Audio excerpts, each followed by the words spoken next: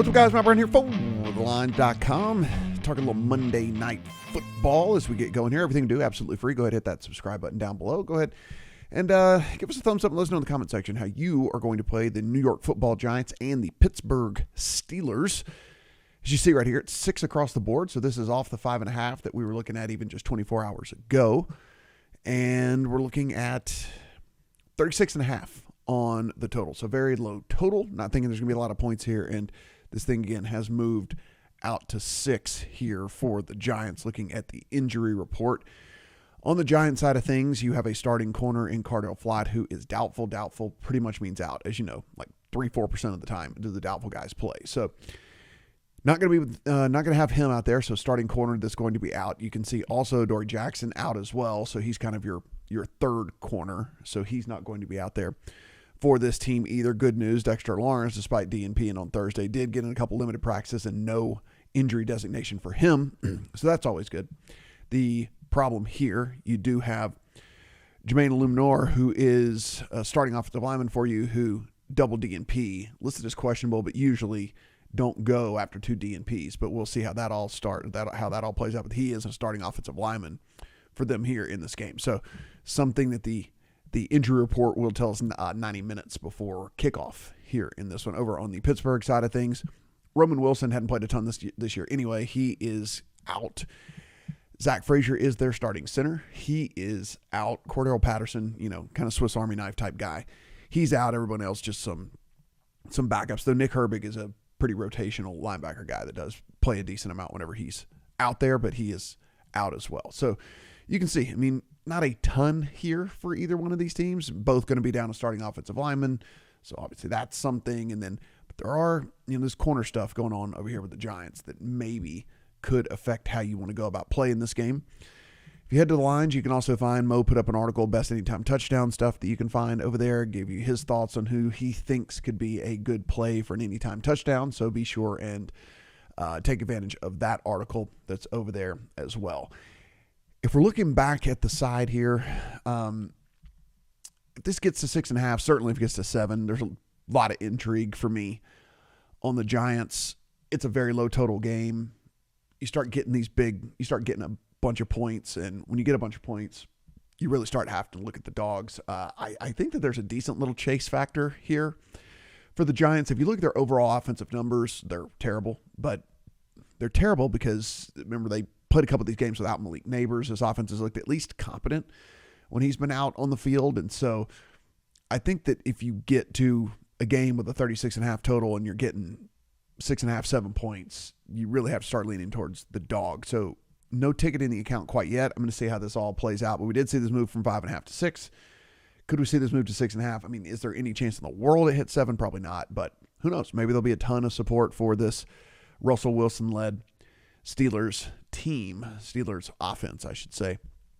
So I'm going to hold out, see if we can get a 6.5, 7 on that. No play on the total. I think that whenever you're talking about a guy like Daniel Jones, pick sixes, strip sack, fumble things, those are all in play for him. I hate the low total games with a quarterback has just an incredible wide range of outcomes as far as like what he may or may not do with the ball and how much he might actually protect the ball. So not going to go there on that one. Where we are going to go in the prop market, we're going to come over here and we're going to go over George Pickens. And by the way, this has gone up. It's gone up a yard since I was prepping for this video, and this was also up 2 yards from the time that I was originally prepping for this video. So this is on the move. We might need to get to this early, probably the cutoff of 64.5, something like that, before it's just way too much.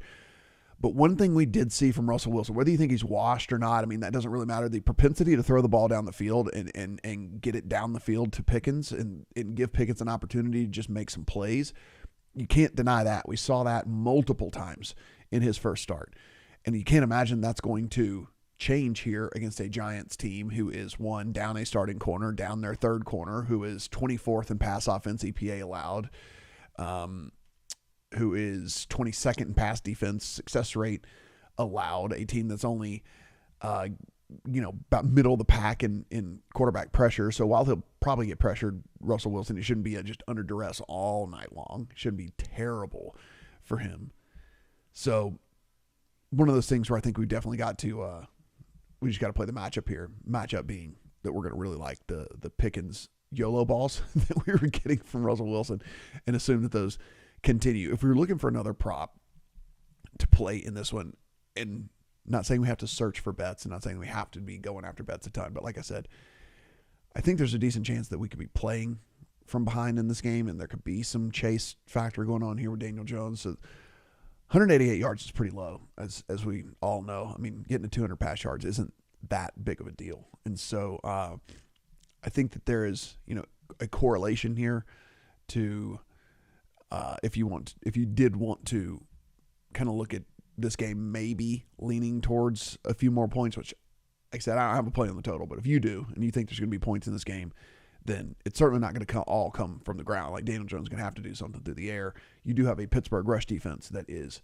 currently 3rd in EPA allowed on the ground, 5th in success rate allowed on the ground. DVOA says they're the 3rd best rush defense in the NFL. So if there's going to be yards, it's going to be through the air. And so that would then make 188 too low for Daniel Jones. But outside of that, guys, going to hold out for 6.5, see if we can get that. Back the Giants. We're going to get George Pickens. He's going to get some of those YOLO balls. I expect him to be able to come down with a few of those, or at least one of those in this game, and then the other just normal stuff that he gets should be able to get us to comfortably over the 60 number there. And then, like I said, then we're going to see if we want to add one here on Daniel Jones and his passing yards as well. Remember, guys, everything we do, absolutely free. So go ahead, hit that subscribe button, right-hand corner. That is the Discord as well. That is free. So go in there, hang out, talk to some people, see what they think about this game as well. Good luck on all your Monday Night Football bets.